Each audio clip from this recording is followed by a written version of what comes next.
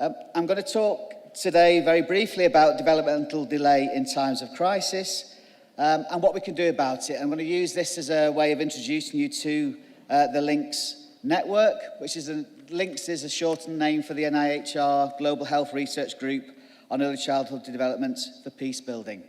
And I'll say a little bit about that group and the work that we have planned now with the Palestinian Child Institute here in Nablus.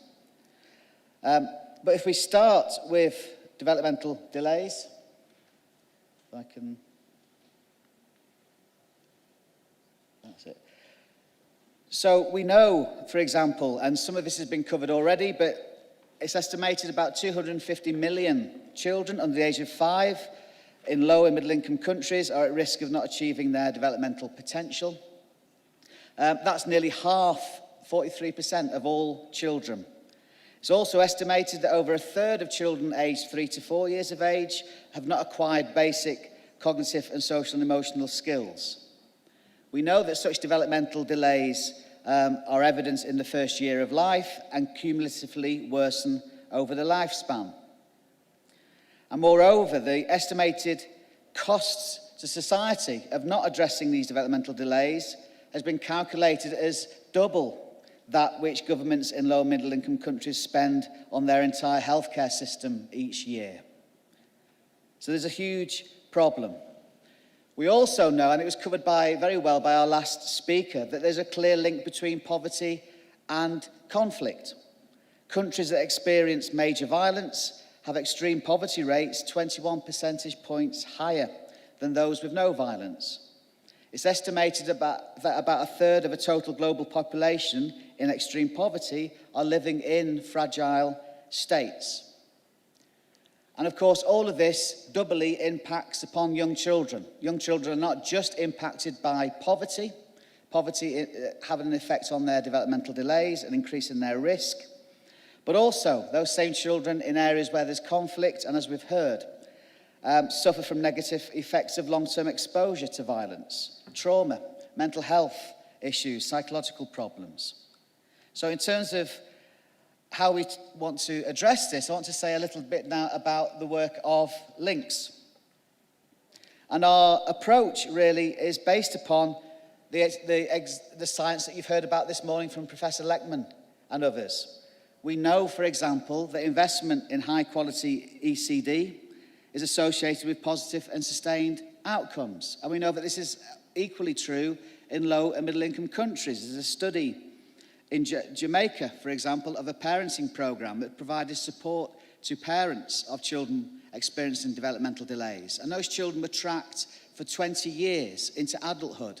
And what the study has found is that for those children that had that parental support program when they were in preschool, were able to increase their earnings by 25%, and the gap between them and children that didn't have a developmental delay when they were young disappeared.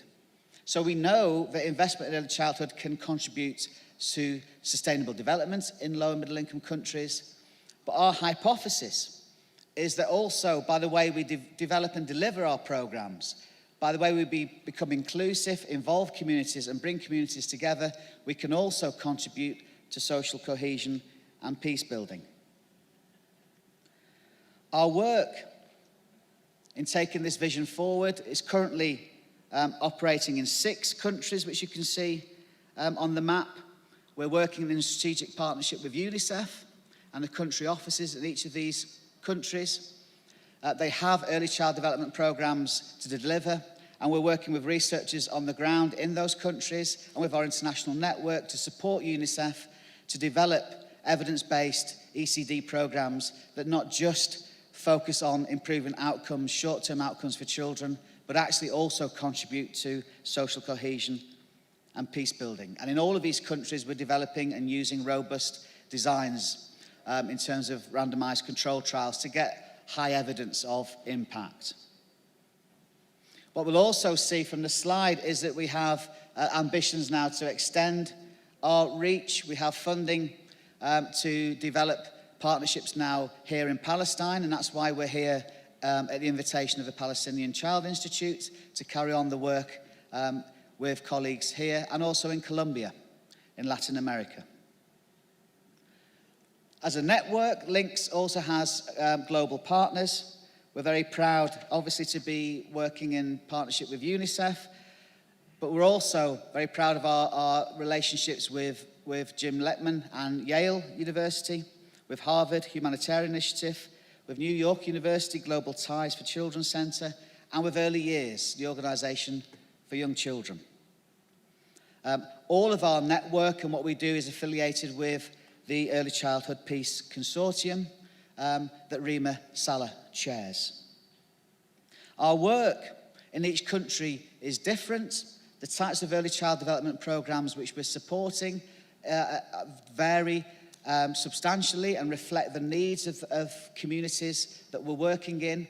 But we are trying to work to a broader model or theory of change. I'm not going to go through this with you, but it's a theory of change that we've developed with our stakeholders over a number of years. It sets out how and in what ways investment in early childhood, from governments downwards, through to how we design and develop and deliver early childhood services, how that can lead to short-term and long-term outcomes. And what you'll see is that the long-term outcomes includes not just educational attainment and employment opportunities in the long term, but also social cohesion, vertical and horizontal social cohesion in those communities.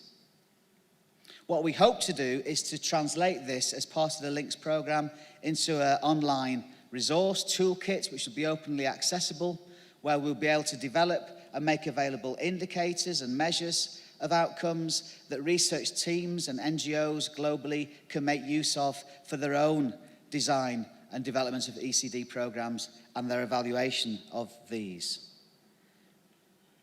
Our work in Palestine, which we're just beginning on a journey now with the Palestinian Child Institute, will hopefully take place over this next year. And our focus initially in the first phase is to work in partnership with the institutes, with stakeholders here in Nablus and wider in Palestine, to map out the needs of young children, to conduct baseline research and evidence, to work with stakeholders and partners to identify and agree the types of services which are needed, and to develop costed proposals, and to use those proposals to then leverage further funding to then develop and deliver those programs. So it's a long-term, step-by-step process, but we are hoping to be able to secure funding for this first phase of work to create the evidence that we need to advocate for services here in Palestine.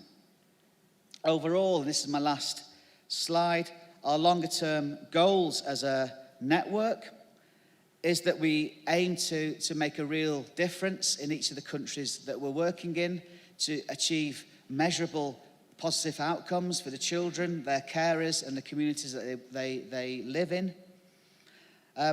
We are also aiming, as I've mentioned, to develop a global evaluation and measurement tool to make that freely available to researchers and organisations to use to inform and help them shape their own ECD programs and their evaluations of these. We also, through all of the evidence we're going to collate through each country, we want to contribute to the international evidence base. There's some evidence there now, but we need far more to really sort of understand what works in what contexts, for what groups of children and people, and why. And we hope to enhance and grow the international network. One of the great privileges is when we bring all of our researchers together and the learning and the sharing of their insights that they give to one another. We're delighted now that our colleagues from Palestine will be joining us in our next network meeting, which will be taking place in Harvard in a few weeks' time. And I think our network will learn so much from the experience here, but our network members from across the globe will also be able to sort of share their expertise and knowledge as well. Shukran. Shukran, Paul.